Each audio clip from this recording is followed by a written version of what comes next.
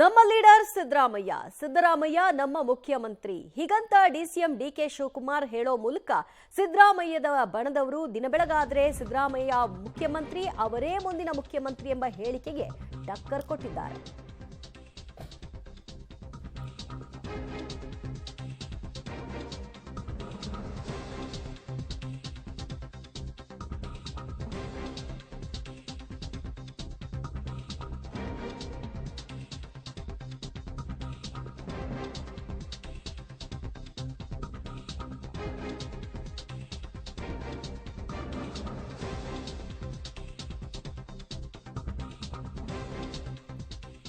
ಸಿದ್ದರಾಮಯ್ಯ ನಮ್ಮ ಲೀಡರ್, ಸಿದ್ದರಾಮಯ್ಯ ನಮ್ಮ ಮುಖ್ಯಮಂತ್ರಿಗಳು, ಈಸ್ ಅವರ್ ಲೀಡರ್ ಹೀಗಂತ ಡಿಸಿಎಂ ಡಿಕೆ ಶಿವಕುಮಾರ್ ಅವರು ಹೇಳಿಕೆಯನ್ನ ಕೊಟ್ಟಿದ್ದಾರೆ. ಸ್ಥಳೀಯ ಚುನಾವಣೆಯಿಂದ ಹಿಡಿದು ಲೋಕಸಭಾ ಚುನಾವಣೆಯವರೆಗೂ ಸಿದ್ದರಾಮಯ್ಯ ಬೇಕು.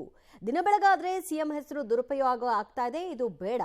ಕಾಂಗ್ರೆಸ್ 2 ಬಾರಿ ಸಿಎಂ ಆಗುವ ಅವಕಾಶವನ್ನ ಸಿದ್ದರಾಮಯ್ಯನವರಿಗೆ ಕಲ್ಪಿಸಿಕೊಟ್ಟಿದೆ.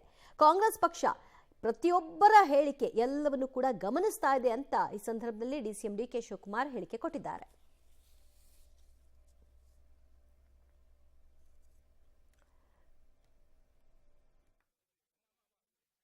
ಸಿದ್ದರಾಮಯ್ಯನವರು ನಮ್ಮ ಮುಖ್ಯಮಂತ್ರಿಗಳು, ಈಸ್ ಅವರ್ ಲೀಡರ್.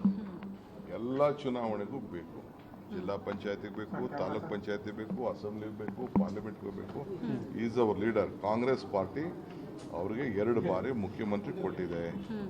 ಅವ್ರಿಗೇನು ದಿನ ಬೆಳಗ್ಗೆ ಸಾಯಂಕಾಲ ಅವ್ರ ಸುದ್ದಿ ಎತ್ಕೊಂಡು ಅವ್ರ ಹೆಸರನ್ನ ದುರ್ಬಳಕೆ ಮಾಡ್ಕೊಳ್ಳೋದು ಯಾರು ಅವಶ್ಯಕತೆನೂ ಇಲ್ಲ.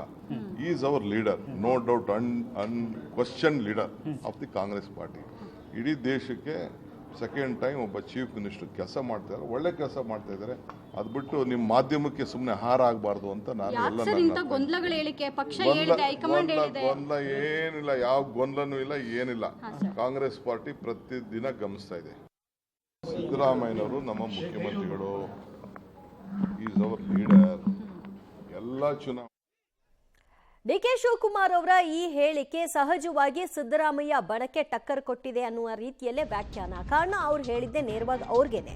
ಕೆಎನ್ ರಾಜಣ್ಣ, ಸತೀಶ್ ಜಾರಕಿಹೊಳಿ, ಮಹದೇವಪ್ಪ ಸಿದ್ದರಾಮಯ್ಯನವರೇ ಸಿಎಂ ಆಗಿರಬೇಕು ಅಂತ ಪದೇ ಪದೇ ಹೇಳ್ತಾ ಇರುವಂತಹ ಸಚಿವರುಗಳು.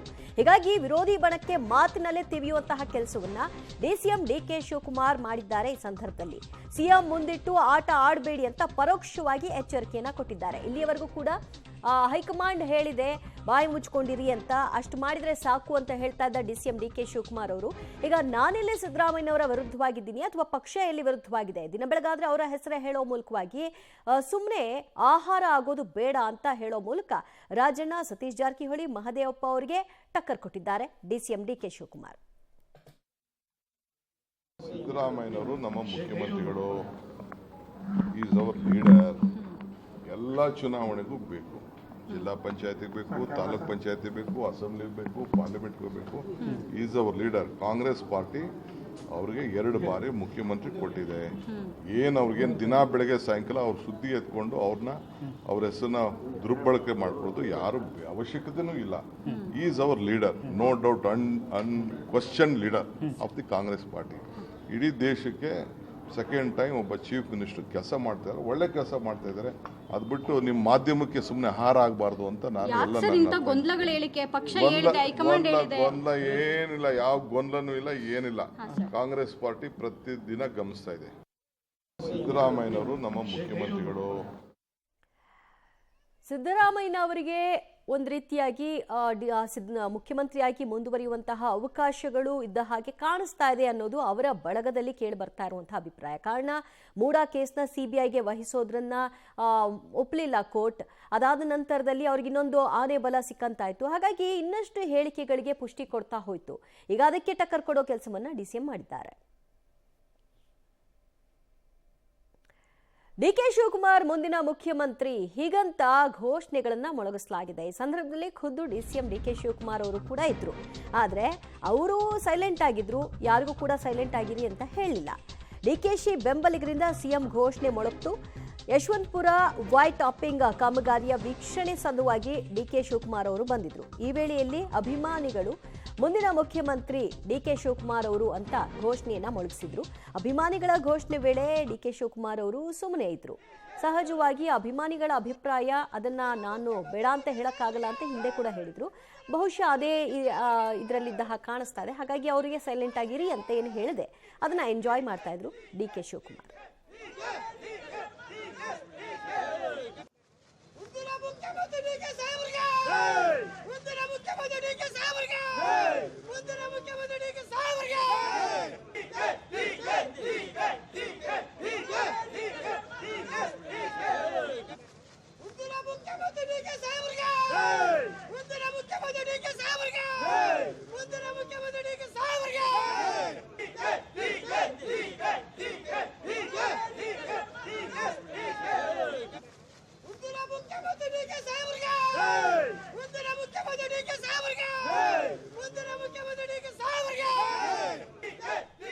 ಸಹಜವಾಗಿ ಡಿಕೆ ಶಿವಕುಮಾರ್ ಅವರ ಅಭಿಮಾನಿಗಳಿಗೆ ಅವರು ಮುಖ್ಯಮಂತ್ರಿ ಆಗಬೇಕು ಅನ್ನುವಂತಹ ಬಯಕೆ, ಅದು ವಿಧಾನಸಭಾ ಚುನಾವಣೆಯ ಮುಂಚಿತವಾಗಿ ಅವ್ರು ಹೇಳಿದ್ರು ನನಗೊಂದು ಅವಕಾಶ ಕೊಡಿ ಅಂತ.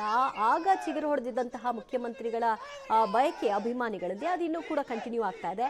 ಯಾವಾಗ ಕಾಲ ಕೂಡಿ ಬರುತ್ತೋ ಗೊತ್ತಿಲ್ಲ. ಸದ್ಯ ಡಿಕೆ ಶಿವಕುಮಾರ್ ಅವರು ಕೂಡ ಮುಖ್ಯಮಂತ್ರಿ ಆಗಬೇಕು ಅನ್ನುವಂತಹ ಬಯಕೆಯನ್ನ ಹೊಂದಿದ್ದಾರೆ. ಆದರೆ ಹೈಕಮಾಂಡ್ ಕೃಪೆ ಇರಬೇಕು, ಸದ್ಯದ ಸ್ಥಿತಿಗತಿಗಳು ಕೂಡ ಅದಕ್ಕೆ ಪೂರಕವಾಗಿರಬೇಕು. ಇದರ ನಡುವೆ ಅವರೇನು ರಾಜಕಾರಣ ಮಾಡೋಕೆ ಬಂದಿರೋದಲ್ವಾ, ಸನ್ಯಾಸತ್ವ ತೆಗೆದುಕೊಳ್ಳಕ್ಕೆ ಬಂದಿರೋದಲ್ವಲ್ಲ.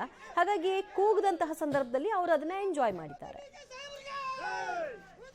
ಮತ್ತಷ್ಟು ಮಾಹಿತಿ ಪಡೆಯೋಣ ನಮ್ಮ ಪ್ರತಿನಿಧಿ ರವೀಶ್ರಿಂದ. ರವೀಶ್, ಒಂದು ಕಡೆಯಲ್ಲಿ ಕಾಂಗ್ರೆಸ್ನಲ್ಲಿ ಮುಖ್ಯಮಂತ್ರಿ ಸಿದ್ದರಾಮಯ್ಯನವರೇ ಅನ್ನುವಂತಹ ಕೂಗು ಮುಂದುವರಿತಾ ಇದೆ. ಅದಕ್ಕೆ ಫುಲ್ ಸ್ಟಾಪ್ ಇಡುವಂತಹ ಕೆಲಸವನ್ನ ಇವತ್ತು ನಾನು ಕೂಡ ಸಿದ್ದರಾಮಯ್ಯನವರ ಪರವಾಗಿದ್ದೀನಿ, ಹಾದಿ ಬೀದಿಯಲ್ಲೆಲ್ಲ ಹೇಳಿಕೆ ಕೊಡೋದು ಬೇಡ ಅಂತ ಟಕ್ಕರ್ ಕೊಟ್ಟಿದ್ದಾರೆ. ಇದರ ನಡುವಲ್ಲೇ ಇವತ್ತು ಒಂದು ಕಾಮಗಾರಿ ವೀಕ್ಷಣೆಗೆ ಬಂದಂತಹ ಸಂದರ್ಭದಲ್ಲಿ ಡಿಕೆ ಸಿಎಂ ಆಗಬೇಕು ಅನ್ನೋ ಘೋಷಣೆ ಮೊಳಗ್ತು. ಅಲ್ಲಿ ಕೂಡ ಸೈಲೆಂಟ್ ಆಗಿದ್ರು. ಅಂದ್ರೆ ಅಲ್ಲಿ ಏನಾದ್ರೂ ಹೇಳಬೇಕಿತ್ತು ಅಂತ ಎಕ್ಸ್ಪೆಕ್ಟ್ ಮಾಡೋದು ಕೂಡ ತಪ್ಪಾಗುತ್ತಾ ಹೇಗೆ? ದಿವ್ಯಾ, ಪ್ರಮುಖವಾಗಿ ಡಿ ಕೆ ಶಿವಕುಮಾರ್ ಅವರು ಕಾಂಗ್ರೆಸ್ ಸರ್ಕಾರ ಅಧಿಕಾರಕ್ಕೆ ಬಂದಾಗಿನಿಂದಲೂ ಕೂಡ ಸೈಲೆಂಟ್ ಗೇಮ್ ಅನ್ನು ಒಂದು ಕಡೆಯಿಂದ ಒಂದು ರೀತಿಯಲ್ಲಿ ಚಾಲೂ ಮಾಡಿದ್ದಾರೆ. ಹಾಗಾಗಿ ಎಲ್ಲ ಒಂದು ಕಡೆ ಏಟಿಗೆ ಎದುರೇಟನ್ನು ಎದುರಾಳಿಗಳು ಕೊಟ್ಟಂತ ಸಂದರ್ಭದಲ್ಲೂ ಕೂಡ ಅದಕ್ಕೆ ಏಟಿಗೆ ಎದುರೇಟು ಕೊಡಬೇಕು ಅನ್ನೋದಕ್ಕೂ ಕೂಡ ಡಿ ಕೆ ಶಿವಕುಮಾರ್ ಅವರು ಹೋಗ್ತಾ ಇಲ್ಲ. ಅಂದರೆ ಒಳೆಯೇಟು ಮತ್ತು ಚದುರಂಗದಾಟವನ್ನು ಹೇಗೆಲ್ಲ ಆಡಬೇಕು ಅನ್ನೋದನ್ನ ಡಿ ಕೆ ಶಿವಕುಮಾರ್ ಅವರು ಚೆನ್ನಾಗಿ ಕಲ್ತ್ಕೊಂಡಿದ್ದಾರೆ. ಆ ಕಾರಣಕ್ಕೋಸ್ಕರವಾಗಿ ಎಷ್ಟೇ ಒಂದು ರೀತಿಯಲ್ಲಿ ವಿರೋಧಿ ಬಣದಿಂದ ಬೇರೆ ಬೇರೆ ರೀತಿಯ ತಂತ್ರಗಳು ಆಗ್ತಾ ಇದ್ರು ಕೂಡ, ಹೇಳಿಕೆಗಳು ಬರ್ತಾ ಇದ್ರು ಕೂಡ ಅದನ್ನ ತಿರುಗುಬಾಣವಾಗಿ ಒಂದು ರೀತಿಯಲ್ಲಿ ಪ್ರಯೋಗ ಮಾಡುವಂಥ ಕೆಲಸವನ್ನು ಡಿ ಕೆ ಶಿವಕುಮಾರ್ ಅವರು ಮಾಡ್ತಾ ಇದ್ದಾರೆ. ಯಾಕೆಂದರೆ ಪಬ್ಲಿಕ್ ಟಿವಿ ವಾರ್ಷಿಕೋತ್ಸವದ ಸಂದರ್ಭದಲ್ಲಿ ಒಂದು ವಿಶೇಷ ಸಂದರ್ಶನದಲ್ಲಿ ಕೂಡ, ಅಂದರೆ ಎಚ್ ಆರ್ ರಂಗನಾಥ್ ಅವರ ವಿಶೇಷ ಸಂದರ್ಶನದಲ್ಲಿ ಕೂಡ ಸಿದ್ದರಾಮಯ್ಯವರು ಒಂದು ಮಾತನ್ನು ಸ್ಪಷ್ಟಪಡಿಸಿದರು. ಅಂದರೆ ದಾಖಲೆ ಆಸೆಯನ್ನು ವ್ಯಕ್ತಪಡಿಸಿದರು. ಜೊತೆಗೆ ದಾಖಲೆ ಆಗಬೇಕು ಅಂದರೆ 7 ವರ್ಷ 7 ತಿಂಗಳು ತುಂಬಬೇಕು ಅಂದರೆ ಈ ವರ್ಷದ ಅಂತ್ಯ ತನಕವೂ ಕೂಡ ಇರುತ್ತೆ. ಸಹಜವಾಗಿ ಅದಕ್ಕೆ ರಿಯಾಕ್ಟ್ ಮಾಡ್ತಂತ ಹೋದಂಥ ಸಿದ್ದರಾಮಯ್ಯ ಆಪ್ತರು ಎಲ್ಲ ಒಂದು ಕಡೆ ಸಿದ್ದರಾಮಯ್ಯ ಬೇಕೇ ಬೇಕು ನಮಗೆ ಮುಂದಿನ ಚುನಾವಣೆಗೂ ಅನ್ನೋದನ್ನು ಕೂಡ ಪ್ರಸ್ತಾಪ ಮಾಡ್ತಾ ಹೋದರು. ಅಂದರೆ ಎಲ್ಲೋ ಒಂದು ಕಡೆ ಈಗಿರ್ತಕ್ಕಂಥ ಅಧಿಕಾರವನ್ನು ಪೂರ್ಣಗೊಳಿಸಬೇಕು ಅನ್ನೋದು ಒಂದು ಅಜೆಂಡಾ ಆದರೆ, ಈ ಒಂದು ಡಿ ಕೆ ಶಿವಕುಮಾರ್ ಅವರಿಗೆ ಚೆಕ್ಮೇಟ್ ಕೊಡಬೇಕು ಅನ್ನೋದು ಇನ್ನೊಂದು ಅಜೆಂಡಾ ಅನ್ನೋದು ಸ್ಪಷ್ಟವಾಗಿ ಕಾಣ್ತಾ ಇದೆ. ಆ ಕಾರಣಕ್ಕೋಸ್ಕರವಾಗಿ ಅವರ ಆಪ್ತರು ಎಲ್ಲರೂ ಕೂಡ ಒಂದು ರೀತಿಯಲ್ಲಿ ಹೇಳಿಕೆಗಳ ಮೇಲೆ ಹೇಳಿಕೆಯನ್ನು ಕೊಟ್ಟು ಅದನ್ನು ಗಟ್ಟಿಗೊಳಿಸುವಂಥ ಕೆಲಸವನ್ನು ಮಾಡ್ತಾ ಇದ್ದಾರೆ. ಈ ನಡುವೆ ಡಿ ಕೆ ಶಿವಕುಮಾರ್ ಅವರು ಅದಕ್ಕೆ ಒಂದು ರೀತಿಯಲ್ಲಿ ಅದನ್ನೇ ತಿರುಗುಬಾಣವಾಗಿ ಪ್ರಯೋಗ ಮಾಡಬೇಕು ಅಂತೇಳಿ ಸಿದ್ದರಾಮಯ್ಯ ಅವರ ಹೆಸರನ್ನ ಬಳಸ್ಕೋಬೇಡಿ, ದುರುಪಯೋಗ ಮಾಡ್ಕೋಬೇಡಿ. ಸಿದ್ದರಾಮಯ್ಯ ಅವರನ್ನ 2 ಬಾರಿ ಸಿಎಂ ಮಾಡಿರೋದು ಕಾಂಗ್ರೆಸ್ ಪಕ್ಷ. ಅಂದರೆ ಅವರಿಗೆ ಎಲ್ಲಾದರೂ ರೀತಿಯಲ್ಲೂ ಕೂಡ ಏನು ಕೊಡಬೇಕು ರಾಜಕೀಯ ಪ್ರಾತಿನಿಧ್ಯ ಎಲ್ಲವನ್ನು ಕೂಡ ಕಾಂಗ್ರೆಸ್ ಪಕ್ಷ ಕೊಟ್ಟಿದೆ.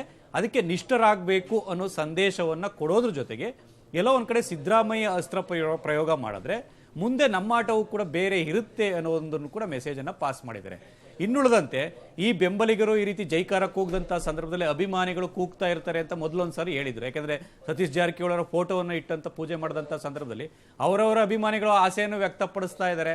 ಆದರೆ ಎಲ್ಲದಕ್ಕೂ ಕೂಡ ಹೈಕಮಾಂಡ್ ಒಂದು ರೀತಿಯಲ್ಲಿ ನಿರ್ಧಾರ ಮಾಡುತ್ತೆ ಅನ್ನೋ ಮಾತುಗಳನ್ನು ಕೂಡ ಸಹಜವಾಗಿ ಆ ಸಂದರ್ಭದಲ್ಲಿ ಯಾವುದೇ ರೀತಿ ರಿಯಾಕ್ಟ್ ಮಾಡದೇ ಅದನ್ನ ಎಂಜಾಯ್ ಮಾಡ್ತಾರೆ ನಾಯಕರುಗಳು. ಯಾಕೆಂದ್ರೆ ಕಾರ್ಯಕರ್ತರು ಘೋಷಣೆ ಕೂಗಿದ ತಕ್ಷಣವೇ ಎಲ್ಲ ಒಂದ್ ಕಡೆ ಅವರಿಗೆ ಕುರ್ಚಿ ಸಿಕ್ಬಿಡುತ್ತೆ ಅಂತ ಕೂಡ ಹೇಳೋದಕ್ಕೆ ಬರೋದಿಲ್ಲ. ಹಾಗಾಗಿ ಅದು ಒಂದ್ ಕಡೆ ಆದ್ರೆ ಈ ಒಳತಂತ್ರಗಳನ್ನ ಮಾಡೋದು, ಜೊತೆಗೆ ಹೇಳಿಕೆಗಳಿಗೆ ಪ್ರತಿ ಹೇಳಿಕೆಗಳನ್ನ ಕೊಟ್ಟು ಬೇರೆ ಬೇರೆ ರೀತಿಯ ಚೆಕ್ಮೇಟ್ ಕೊಡುವಂತ ಕೆಲಸ ಕಾಂಗ್ರೆಸ್ನಲ್ಲಿ ದೊಡ್ಡ ಮಟ್ಟದಲ್ಲಿ ನಡೀತಾ ಇದೆ. ಈ ಒಂದು ರೀತಿಯಲ್ಲಿ ಚೆಕ್ಮೇಟ್ ಆಟ ಏನಿದೆ ಇದು ನವೆಂಬರ್ ತನಕವೂ ಕೂಡ ನಡೆಯುತ್ತಾ, ಅಲ್ಲಿಗೆ ಏನಾದರೂ ಬ್ರೇಕ್ ಹಾಕೋದಕ್ಕೆ ಕಾಂಗ್ರೆಸ್ನ ಹೈಕಮಾಂಡ್ ಏನಾದ್ರು ಮುಂದೆ ಬರುತ್ತಾ, ಎಲ್ಲದಕ್ಕೂ ಕೂಡ ಕಾದ್ ನೋಡ್ಬೇಕಾಗತ್ತೆ. ಸದ್ಯಕ್ಕಂತೂ ಈ ಪರಸ್ಪರ ಹೇಳಿಕೆಗಳು ಸದ್ಯಕ್ಕೆ ನಿಲ್ಲೋದಿಲ್ಲ. ಆದರೆ ಡಿ ಕೆ ಶಿವಕುಮಾರ್ ಎಲ್ಲೋ ಒಂದ್ ಕಡೆ ಏಟಿಗೆ ಎದುರೇಟನ ತಕ್ಷಣಕ್ಕೆ ಕೊಡಬೇಕು ಅನ್ನೋ ಇರಾದೆ ಹೋಗದೆ ಒಂದು ರೀತಿಯಲ್ಲಿ ಸೈಲೆಂಟ್ ಆಗಿ ಗೇಮ್ನ ಚಾಲೂ ಮಾಡ್ದಂಗಿದೆ ದಿವ್ಯಾ. ಥ್ಯಾಂಕ್ ಯು ರವೀಶ್ ನಿಮ್ಮೆಲ್ಲ ಮಾಹಿತಿಗೆ.